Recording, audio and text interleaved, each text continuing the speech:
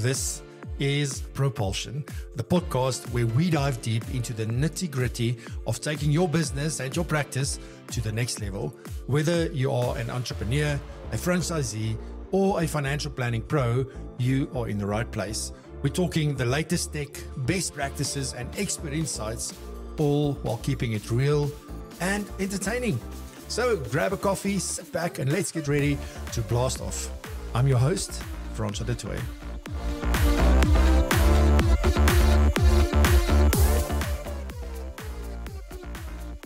So personal development. There's one big thing that I led with right in the beginning when we started today. And that was that the reality is that we cannot grow our businesses if we don't grow.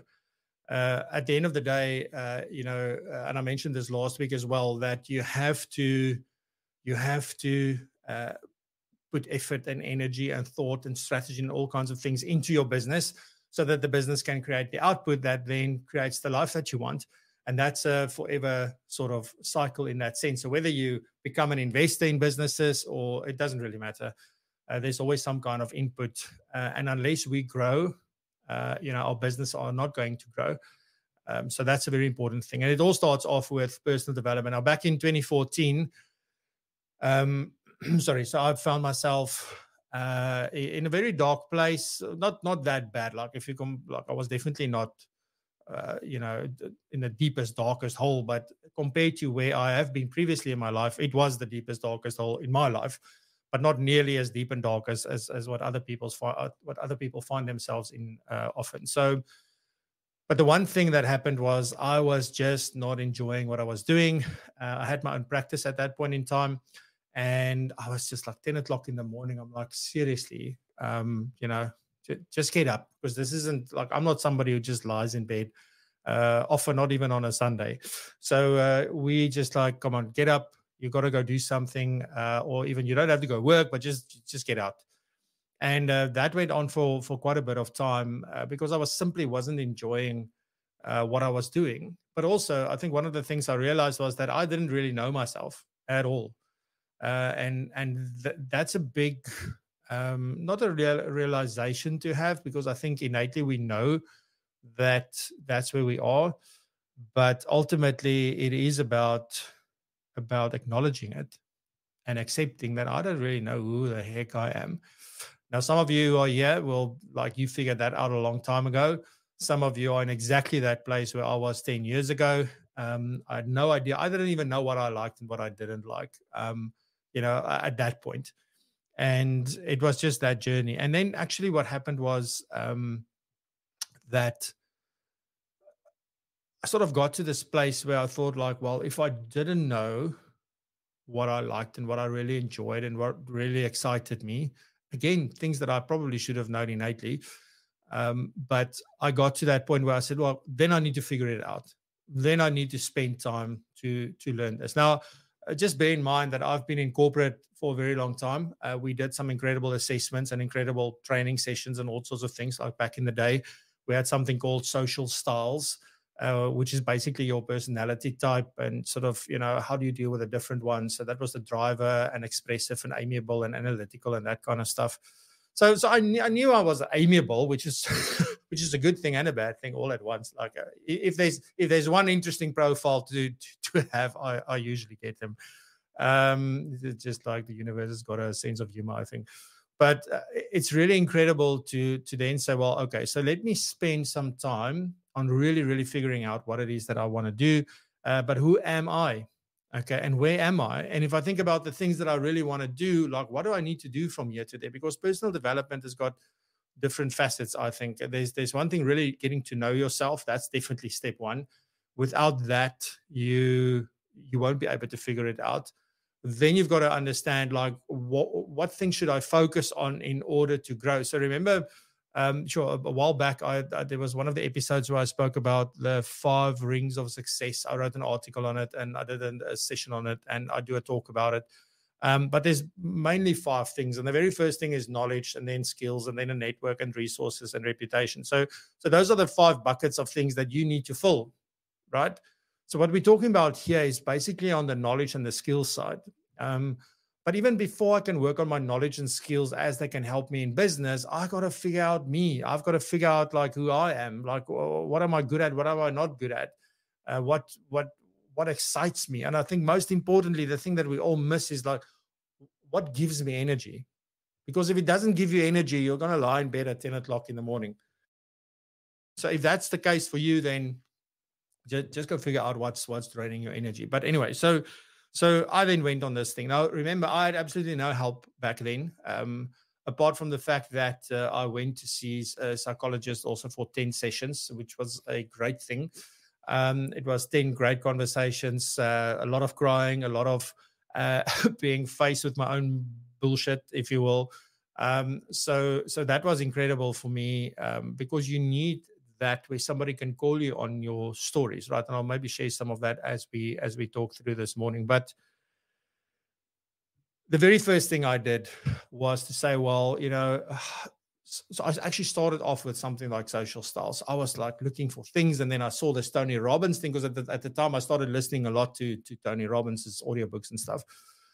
And there was this tool that he has on his website, obviously, for DISC. Now, it's not the first time that I heard about DISC.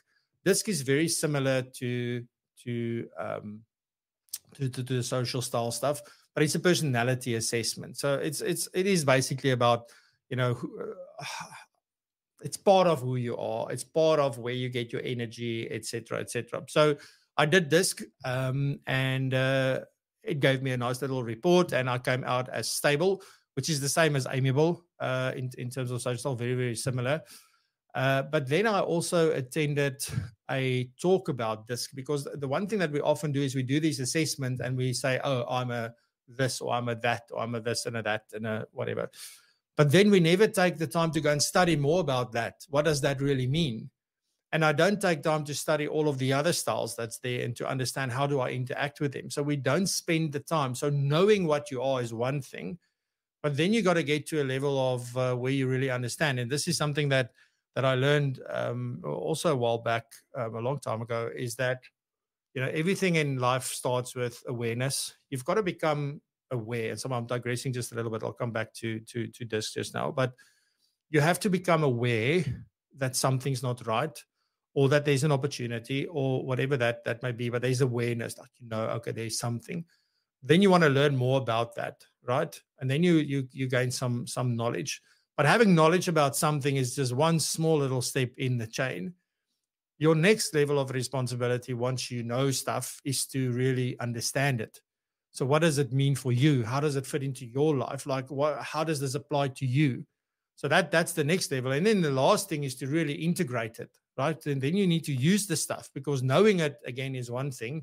Understanding it is another thing. But unless we really use the things in life, nothing's going to change. So that's sort of the journey for anything that you do in life, if you learn from that perspective. So very important. Just keep that in the back of your mind. But anyway, so from a DISC point of view, it was that was the next level. And I then sort of learned that DISC is your natural style and there's your adaptive style. And this was very important for me to understand, because your natural style, so if I'm stable, that means I'm more introverted, etc. So it means that I gain my energy from being alone. Now, my adaptive style, which I can't now exactly remember what it was, but that was how I thought I should be at work, or it could be how I need to be in a specific situation. Now, when you move away from your natural style to your adaptive style, that's more energy draining, and you will always revert back to your natural style, because your natural style is where you just are, right? But anyway, so that was the first step. Then I came across something that was really interesting, and I can't remember how I got to it in the first instance. But back then it was called StrengthsFinder. I can't remember if I read about it somewhere or whatever. This was back in 2015. So I did my StrengthsFinder, and I only did the top 5 because there was all of this talk about, it's like typically, we go to do a SWOT analysis, and then you work on your weaknesses, right? And the whole message here was, no. Find out what you're naturally good at, or what your strengths are. So meaning naturally good at something, I mean, it's a talent more than anything else. So it doesn't necessarily mean that I already have the knowledge and the skills and all of those kinds of things around that, but I have a natural ability for those things. I'm naturally inclined to focus on those things. I enjoy them more. They give me more energy rather than things that are low down on the list. So I did the top 5, and that was again it, right? So it was just interesting to know that ideation, futuristic, related, responsibility, and strategic was my top 5. Which also explained a lot of things, why I come up with a lot of ideas and don't do much with it, or it takes me very long to do something with it. That really explained that. But again, it stopped there. But again, I had more knowledge. I started to understand myself a little bit better. Then there was also this whole journey around, starting to learn about business. But there were different things in terms of business that I needed to learn. Because I always said out loud that I'm not a salesman. I'm not good at sales. I'm bad at sales. I don't like sales. I dislike sales. I just never want to be seen as a salesman. Like, these were all things that came out of my mouth regularly. And I did realize, again, that the awareness thing, that if you're in business and you don't sell, you don't have a business. It's the way you sell that's important. It's the focus that you have while you are selling that is important. It's not what you sell, right? It's like, what is the intention behind selling? That's the important part. So then I went down a whole thing about learning about selling and becoming better at it, etc., etc.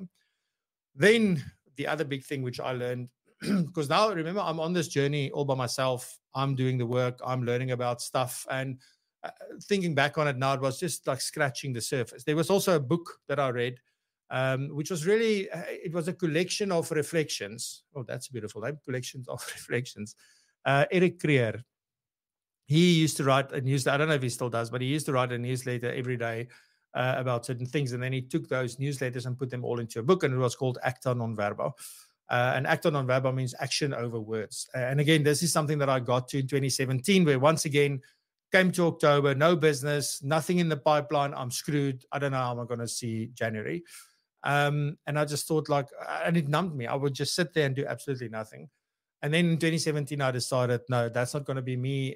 Next year, I'm going to make a plan. And this is sort of then the action over words, or taking action, because even if you deal with a lot of anxiety, taking action is the thing that usually helps with that.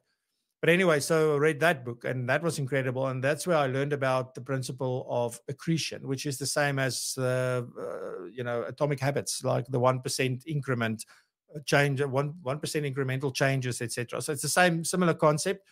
But that again was a new thing. And then somewhere down the line, somebody then, there were sort of 2 or 3 experiences that I had. And this is where I think, once you have this knowledge, and once you have a little bit of understanding, because trust me, you think you understand, but you realize very quickly you've got absolutely no idea, is to then get someone to really help you. And, I don't know if coaching is the right word. I'm not much of I'm not a good coachee. Just tell me. Don't ask me a billion questions and prolong my suffering. Let's just say, here's the thing. What can we do? Let's debate it. Let's have a thing. So maybe I'm more of a like mentoring works better for me. But coaching and mentoring are the 2 things that you really need to take these things. And if you wanted to integrate them into your life, that's sort of the next step. So I worked with Johan Westhuizen on the Clifton Strength stuff, and at a lot of, wow, okay, now I understand why I battle to say no. Now I understand a lot of things, right? So that was a whole journey on its own, which was extremely valuable. I also had a business coach, which was an absolute disaster, which is fine, because I also learn a lot about how not to work with people. So there's always something that you take away from these things. But then I guess one of the most valuable things for me is, like, being part of a small little community where I can observe, because I think we learn so much by just observing what others are doing. And this is the one thing that's missing in a virtual world. Like, you cannot, if you were just to walk around with me and see what I do on a daily basis, you probably learn more than looking at all of the episodes that we've done, or watching all of the episodes that we've done, or listening to all of the episodes that we've done before. That's the reality. So that's really, really important, I think. I will give you some tools and things that you can consider, because there's alternatives to the things that I'm talking about. So I'll give you some of those in a minute or so. but working with someone. And then probably where the bulk, because I think why we want coaches and mentors is because they've seen a lot and they can help you really make sense of everything and integrate it into your life. But nothing teaches you as much as going to do it. Go and do it. Go and if you're learning about, let's just say how to do active listening, we can do all of the role plays, all of the prep. I can give you a list of questions. We can do all of those cool things. But unless you go and have these conversations with clients, and unless you practice this, you're not going to see what it's really like for you. That's very important, because you listen to somebody talk about these things, or two people talking about a thing, and it's just like, well, that's easy. That sounds great. Until you have to do it yourself, the experience is very, very different. So you've got to have courage as well in this process, and you have to be okay with it to say, well, I am where I am, and that's okay. Whether you are 60 years old today, or whether, like Ignas said, I'm turning 30 soon, I wish, but it doesn't matter. I started when I was 40, right? And trust me, it feels like I'm starting every day. I'm like, okay, there's something else, there's something more, there's this stuff. So it's a never-ending cycle of personal development that you need to spend time on. So that's very important. The earlier you do it, the better. But don't think that you're 60, oh, screw it, I can't do it. So yes, you can. If this is something where you feel like, yeah, I'm tired all the time, it's not because you're old. Well, if you classify yourself as old, I apologize. But it is about learning what gives you energy, because the thing that gives you energy will drive you to do things. And the things that's not giving you energy are the things that you then very quickly learn somebody else should do, who gets energy from doing those things. So all of these are really, really integrated with each other. Okay, so I want to give you a little bit of a process that you can go through in terms of this. So that was my journey. It's an ever ongoing journey. I've this year spent a lot of time on, again, learning about myself and learning about business. I've also gotten involved in a mentorship group and things like that, so that you can talk to other people who are in your position, right? And not people who are there, like way ahead of you, just people who are just at the next level. Because they've just been where you are and they've managed to break through to the next level. Like that's the kind of stuff or the kind of people that you want to spend time with. One of the boxes that you need to tick. So two things. So let me give you a bit of a process, and I'm going to give you some of the tools that you can consider using as well, because it doesn't help me talking about this stuff and you don't really have somewhere to go after this. For me, everything starts off with setting the foundation. So you want to make sure that you start off with you, and who are you? What is your personality, right? And again, I wouldn't read too much into these assessments. It's just there to give me a bit of an understanding of why I do certain things. And also, when you complete these assessments, don't overthink it. Just answer the questions. Just innately or intuitively, just answer the question that that's the one. Don't overthink it, because otherwise you're making it very difficult for yourself. So the self-assessment stuff, I think, is really, really important. So for personality stuff, there's DISC. There is Myers-Briggs. Myers-Briggs is also, I'm an INTJ. So again, everything shows that I'm an introvert. And many people think that an introvert is somebody who's shy, and they say, but it can't be, because you talk to people and you do your show and you do all these things. It's got nothing to do with shyness. It's got to do with, when I'm done here, I'm tired. When I speak at an event, I'm done afterwards. If we network afterwards, I am completely shattered afterwards. So those are the kinds of things, because I get my energy from being alone and not being with others. So it's important to understand those, because in the past, I used to frame it like, I don't like doing these things. I'm not good at doing these things, simply because I was tired, but I didn't understand where the tiredness came from. So very important. So Myers-Briggs is also an important one.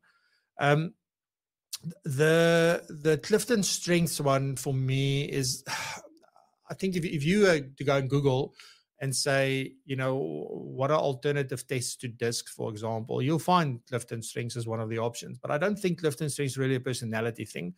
Clifton Strengths shows you what are the things that, your natural talents. Now, they still might need to be developed. And also, one thing that I learned from Johan that I didn't know from all the things that I read is that I could actually be operating on the bad side of my strength, my so-called strength. My so-called strength can be short-circuiting me. It could be hijacking me. For example, responsibility is number 3 on my list. And the responsibility is the thing where I can't say no to people. So I'm operating in what he references as the basement. In that, strategic, ideation, futuristic, all of those cool things I'm operating at lekker. But when it came to that one specifically, I overwhelmed myself because I'm not saying no to things. So it's understanding those kinds of things and then say, how can I develop these things? So if you look at your top 10, I mean, that's really, really like belief is one of the other ones. Learner is one of the other ones. I can't remember them all now, but those are the things I want to spend time on. I don't want to spend time on, where discipline is for me, 32 out of 34. So I know that I'm not going to do that, but I can use my strategic and my ideation to come up with a way to hack myself into being disciplined. But I'm not naturally disciplined. I'm not somebody that does something simply because it has to be done. I have to sort of trick myself into it, or put other things in place for that, or get somebody else to do it, or whatever it may be. But it's not me trying to be more disciplined and getting more drained through the process. Hopefully that message is coming through clearly. So definitely Clifton Strengths is a big one. And you want to do at least the top 5. It is quite expensive now, but I mean, it doesn't matter. It's what you get out of it is absolutely fantastic.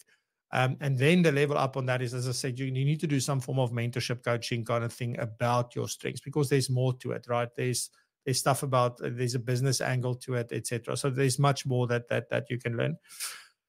The other thing that I did, which was quite interesting, was I can't remember what it was called. It's something called like the business or the billionaire business. I can't remember what it was. Anyway, but that also was very interesting to me. And again, when I look at all of these things in combination, they're all telling me a similar story, which means like I have confidence in the things that I'm focusing on today. There's also an emotional intelligence self-assessment that you can do. Then another thing that I did, what was really, really useful, was I can't remember now what it was called, but it was something that sort of was trying to identify my gifts. And the way this assessment worked was there was a bit of a self-assessment, but also you take that assessment and you send it out to 15 people and you ask them to complete it. And that was the thing that made me like that sort of connected that last dot that was missing. I knew where my energy was coming from. I knew what was draining my energy. I knew where my strengths were, but I still didn't know what was I supposed to do. And that gifts thing, like, was just like incredible when other people were saying, oh, this is what I think of when I think of Francois. And I'm like, no, man, like I never did that as a job, or I'm not known for that. It turned out that I was. And that's what other people saw when they looked at me. So sometimes like the lesson from that is that we're so close to the wall that we don't see what's happening behind the wall. Just need to stand back a bit or move onto the balcony or something like that. And you can see what's happening on the other side. Look at how people are dancing. But if you're in between the dancing, you don't really see all the beautiful moves that's going on. So that's also very valuable. And then I guess doing a bit of a SWOT analysis is not a bad thing, just to sort of understand a little bit more about that. But that's something I'll do later on. Then I guess the other big one is to just set some goals. So the first one was do some self-assessments, right? If you want to lay the foundation. Second one is goal setting. Just say, but what do I want to work on first? Because you can't work on these things all at the same time. It doesn't work. It's overwhelming. It's confusing, to be fair, and work on one thing at a time. So don't be in a rush. You're not going to sort this out in a week. You're not going to sort it out in a year. This is a multi-year journey. It's a forever rest of your life journey, right? But that first bit, you're going to learn a hell of a lot. That's going to make the world of difference. And then you got to start, obviously, then building your knowledge and your skills. Based on that, there's books that you can read. There's some incredible stuff out there that you can really consume. I mean, audiobooks, if you look at YouTube even, there's some fantastic things there. There are some great courses and things that you can also do. It just depends on how do you prefer to learn. And then obviously, I think the last part of that is once you gain knowledge is then to say, well, how can I get guidance? So getting a mentor, getting a coach that can really help you with that next step and really integrating the stuff that you now know. One, to understand them better, but also then to integrate that into your life, I think is really, really useful. And then once you've gone through that process, because that process took me about a year, let's say 2 years. So after that, what now is that don't stop, because every time you need to get stretched to go to the next level. And unless you stretch yourself, like for example, I'm learning about things now that I thought I would never ever need in my business ever, because I never had any inclination to do things like that. Suddenly I'm at a place like, there's a lot possible, but I don't know anything about this. I need to learn about this, right? And it's a personal skill as well as a business skill. And that's what I'm busy doing. So unless you grow, your business is not going to grow. So if you find yourself stuck, and sometimes we think, no, I'm happy, I'm complacent, I'm all of this good stuff, so let me just maintain and stay here. But at some point, I'm almost guaranteeing you, like depending on where you are in your journey and just how successful you are, you'll get to a point where you're going to go, come on, there's got to be something more. I'm losing it's not fun anymore. That's probably the thing you're going to say. It's not fun anymore. That is a very clear indication that maybe you're not as complacent as you think you are, and that what is the next level? What is the next step for you? And for some people, it will be exiting the business. For some people, it would be going to a new level, whatever it may be. That's a very, very personal thing. But that's very important from that point of view. So that's sort of just some of my thoughts. It feels like I was talking a little bit, all over the place. But today was very much from the heart. I usually have a framework that I talk through. I have one, but I decided to do something completely different as we started. So hopefully that was very valuable to you, and very happy to answer any questions or provide any insights or guidance that you may need. So Carol is asking, was it the Gallup's Strength Finder? Yes. So it's the Gallup Strength Finder. It was Clifton Strengths. Before that, it was just called Strength Finder. So it has had a few names there, Carol. So true, we need to introspect, become aware, and appreciate who we are, and be kind to ourselves. So I think, and that's often very hard, I think the biggest thing that I had to learn is not to compare myself to others, because I often used to compare myself where I am in my journey and where they are on their journey. I also compared myself and just how good they are, and that I think I'm not good. And there was quite a few things. If I can give you one tip, if you want to work on confidence as maybe one of your areas that you maybe because you do need confidence. I don't care who you are, like we need confidence in order to be courageous sometimes, but sometimes you can just be courageous before you're even confident. So, but what you should do is spend time with the people that almost you feel intimidate you, that you feel are these people are at the top of their game. You spend time with them and you realize they're just people like you and me. They have their own insecurities. They have their own things. And often you'll find that, but they don't say a lot of things that are different from what you're saying. And in fact, you have different views and opinions. And once you have that realization, it's really a different story. So I also want to challenge you in doing that specifically. So Molly Boeing says, yes, if you're not growing, you're dying. Yes, definitely. And then Neil says, we often think our issues are unique, so it's great hearing that others have the same challenges. Yeah, we're all human, right? So we all struggle with the same things. The only problem is that we think that we are the only people with that problem, and that we have to sort it out ourselves, by ourselves, on our own. And that's not necessary. So that was also a big lesson. Never ever have I once, when I was a manager at one of the corporates, I was chatting to one of the BCs, and I was saying, because he was like very like frustrated, and he's like, there's some things that he was struggling with, etc. And I said, and I called one of the others. So we were sitting at his desk, and I was calling one of the other BCs, and the BC got up and walked on over and said, yes, how can I help? I said to him, you see, all you need to do is ask. That's all you need to do. Just ask for help. Very few people are going to be looking for, like, it looks like Francois needs help. But if Francois gets up and say, guys, I need help, anybody that can help me, I promise you somebody's going to stand up and help you. So that's very important. Don't be afraid or too shy to ask for help. That's a strength. It's definitely not a weakness. So very important. Alrighty, so let's do the draw. What a fantastic, at least it was a very emotional episode this for me. Alrighty, but thank you very much. I don't know, like I'm out of it today. Ladies and gentlemen, that's it for today's episode. Thank you so much for joining me. I really appreciate it. I hope that you have a fantastic, fantastic weekend. We'll be back next week, same time, same place. There's some great guests coming up on the show as well, so keep an eye out for that. But until then, stay safe, be blessed and prosper, and of course, continue to raise the bar. Love you. Bye-bye. All right, folks, that's a wrap for this episode of Propulsion. I hope you got as much out of this as I did. Remember to tune in every Friday at 8 a.m. South African time for our live show called Propulsion Live. You can find it at www.propulsion.co.za/live. And trust me, you don't want to miss it. If you enjoyed this episode of the podcast, hit that subscribe button or the follow button and share it with your friends, colleagues, and anyone else who you think would get something out of it. Thanks for tuning in, and I'll catch you in the next one.